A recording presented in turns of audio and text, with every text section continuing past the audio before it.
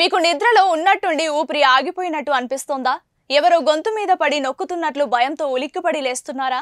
కళ్ళు మూస్తే చాలు భయంకరమైన పీడకలలు మిమ్మల్ని వెంటాడుతున్నాయా? అయితే జాగ్రత్త, ఇది కేవలం కల మాత్రమే అనుకోకండి. దీని వెనుక నెగిటివ్ ఎనర్జీ ప్రభావం ఉండే అవకాశం ఉంది. మరి ఈ రాత్రి ప్రశాంతంగా నిద్రపోవాలంటే ఏం చేయాలి? మన పెద్దలు చెప్పిన ఆ ఒక్క శక్తివంతమైన పరిష్కారం ఏంటి? ఈ వీడియో చివరి వరకు చూడండి. నిద్ర అనేది మనిషికి దేవుడిచ్చిన వరం, కానీ ఆ నిద్రే భయంగా మారితే నరకమే కనిపిస్తోంది. చాలా మంది జాతకరీత్యా లేదా ఇంట్లో వాస్తు దోషాల వల్ల, మానసిక ఆందోళన వల్ల ఇలాంటి ఇబ్బందులు ఎదుర్కొంటారు. ఎప్పుడైతే భయం వేస్తుందో అప్పుడు మనకు గుర్తుకు రావాల్సిన ఒకే ఒక దేవుడు హనుమంతుడు.